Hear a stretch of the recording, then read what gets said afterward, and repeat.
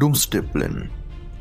যুক্তরাষ্ট্র এবং ইসরায়েল যৌথভাবে ইরান আক্রমণের পর থেকে একটি অত্যাধুনিক উড়োজাহাজের নাম শোনা যাচ্ছে। এর নাম ডুমসডে প্লেন। আজকের ভিডিওতে আমরা ডুমসডে প্লেন সম্পর্কেই জানব। ডুমসডে প্লেন, এখানে নামের ভেতরেই এর অর্থ লুকিয়ে আছে। ডুমসডে অর্থ হলো পৃথিবীর শেষ দিন। তার মানে পৃথিবীর শেষ দিনে যে প্লেনটি কাজ করবে সেটি হলো ডুমসডে প্লেন। আক্ষরিক অর্থে এটি পৃথিবীর শেষ দিনের প্লেন হলেও যুদ্ধক্ষেত্রে এর একটি আলাদা অর্থ আছে। যুদ্ধের ক্ষেত্রে কখনো যদি পারমাণবিক আক্রমণ হয় তবে সেক্ষেত্রে এই ডুমসডে প্লেন দ্বারা আমেরিকার সেনাবাহিনী অস্থায়ী কমান্ড হিসেবে কাজ করতে পারবে। এর অফিসিয়াল নাম ন্যাশনাল এয়ারবর্ন অপারেশন সেন্টার বা সংক্ষেপে NAOC।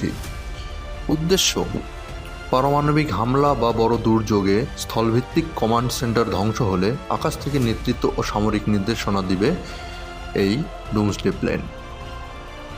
এখন পর্যন্ত যুক্তরাষ্ট্র ও রাশিয়া এই ধরনের বিমান তৈরি করেছে।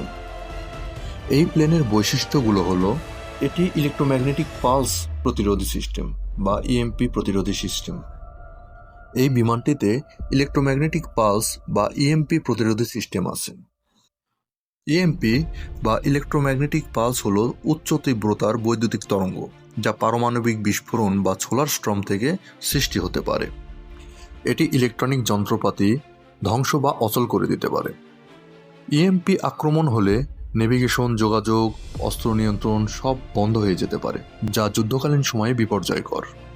কিন্তু ডুমসডে প্লেন EMP প্রতিরোধী হওয়ায় এর উপরে পারমাণবিক বিস্ফোরণের কোনো প্রভাব পড়বে না। এই প্লেনে ডিজিটাল ফ্লাইট ইনস্ট্রুমেন্টের পরিবর্তে আছে অ্যানালগ ফ্লাইট ইনস্ট্রুমেন্ট, যার ফলে এটি সাইবার আক্রমণ প্রতিরোধী। এছাড়াও এই প্লেনে আছে স্যাটেলাইট ও রেডিও যোগাযোগ ব্যবস্থা এবং পারমাণবিক সাবমেরিন ও ক্ষেপণাস্ত্র বাহিনীর সঙ্গে সরাসরি যোগাযোগের ব্যবস্থা।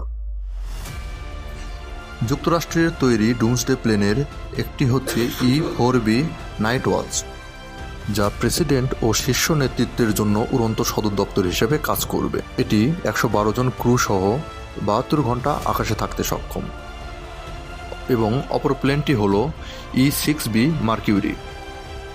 এটি পারমাণবিক সাবমেরিন ক্ষেপণাস্ত্র বাহিনীকে নির্দেশনা দেওয়ার ক্ষেত্রে ব্যবহার হবে। এই দুটি প্লেনই বোয়িং 747 ফ্রেমওয়ার্কের উপরে ভিত্তি করে তৈরি করা হয়েছে। রাশিয়ার তৈরি ডুমসডে প্লেনের নাম ইলিউশিন IL-80। এটিও একইভাবে আকাশে কমান্ড সেন্টার হিসেবে কাজ করে। হঠাৎ করে কেন এই প্লেন নিয়ে এত হাইপ তৈরি হয়েছে?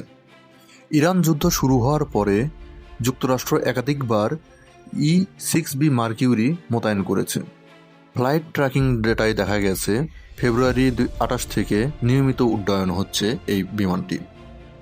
এই বিমানের উপস্থিতি সাধারণত সংকট বা যুদ্ধের ইঙ্গিত দেয়, কিন্তু ভয়ের কারণ হলো যুক্তরাষ্ট্র কেন এই মুহূর্তে ডুমসডে প্লেন উড্ডয়ন করছে প্রতিনিয়ত। তবে কি পৃথিবী সামনে একটি পারমাণবিক যুদ্ধের দিকে এগোচ্ছে? এটা আমাদের জানা নেই। এর জন্য আমাদেরকে সময়ের উপরে নির্ভর করতে হবে এবং পরিস্থিতির দিকে খেয়াল রাখতে হবে। আমরা যুদ্ধ নয়, শান্তি চাই। পৃথিবীতে শান্তি বিরাজ করুক, এটাই আমাদের কাম্য।